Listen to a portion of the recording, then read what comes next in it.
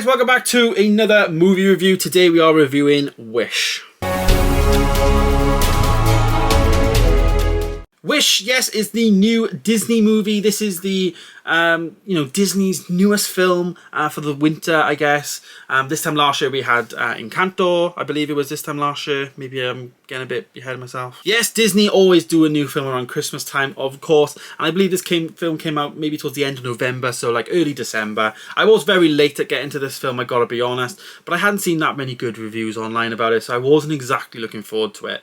But I really enjoyed it. The film is actually directed by Chris Buck. Now, Chris Buck is known for directing mental Disney films. Frozen, Frozen 2, Tarzan, and also Surf's Up. But I don't believe Surf's Up's a Disney film. That is a DreamWorks film. But anyway, it's a great film. So he's directed some great animation movies, and now he's adding Wish to that, of course. The film itself, though, basically follows a story of Asha. Now, Asha is somebody who is just like really forward-thinking and really just wants like the best for everyone else.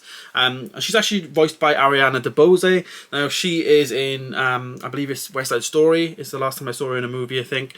Yeah, pretty decent. We also get voice performances from Chris Pine, Alan Tudyk, Angelique Cabral. Who else is on here that I recognise? Evan Peters is on there. Yeah, so there's a few people in this movie that, that we do recognise, but it's obviously an animated movie. And one of the things I did like about it was Disney kind of went back in their roots a bit more, to a bit more of a 2D animation aspect, not so, 3D feature looking like all the other films now. It very much went back to what it's meant to be and what it is, what Disney was back in the day. And this film actually is like coinciding on the 100th year anniversary of Disney, and the whole film is about wish and about wishes, and there's a lot of Easter eggs in this film to many other Disney movies celebrating the entire 100 years. I'm sure that was intentional, very much part of what they wanted to do was put that in there because, this is a film that is, ending off the 100 years and starting another 100 years, with potentially more movies to come. And basically the film itself was pretty nice. It was quite nice. It was quite grounded. It had some good musical moments in there. Of course, there was the film's directed by the people that directed Frozen, so you would expect it to be some good songs. I really enjoyed them. I think the biggest surprise for me in the film was actually Chris Pine.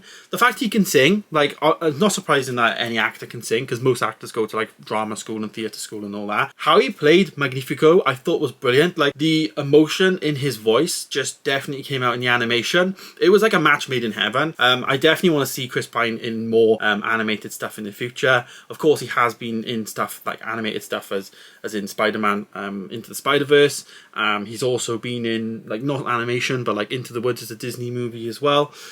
So yeah, he hasn't really done much animation stuff, and I think this will be a great calling for him, I think, to continue to do animation, because he was my favourite performance in this. And not to mention his song, his singing, he was brilliant. I really, really enjoyed him. We obviously knew he could sing because he sang in Into the Woods and all that, but again, really enjoyed his performance. But this is a Disney film. This is a film that is about, fantasy and all that. And I gotta be honest, we don't tend to get much fantasy land type of movies anymore from Disney, in my opinion.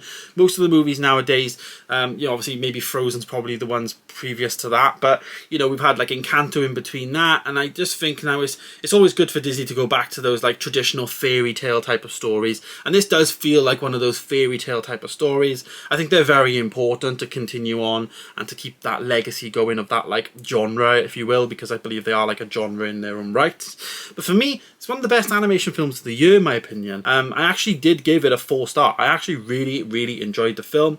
I thought that it had a lot of good energy in the movie. It had a lot of good, the music I thought was fantastic, and not to mention the actual look and feel and animation style of the film just took me back. Just took me back there because it was brilliant. I loved that. They definitely did leave it open, potentially for a sequel and stuff like that, but who knows? I definitely cannot wait till this comes on Disney Plus so I can give it a rewatch, just have it on in the house. I always tend to do that, especially over Christmas. I've just been putting Disney films on, having them on in the background, when you're doing stuff, because it's just easy, nice to watch stuff.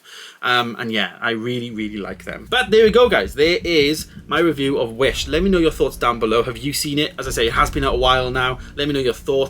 Thanks for watching, guys. Subscribe if you are new and you want to see more content. I'll see you in the next one. Goodbye.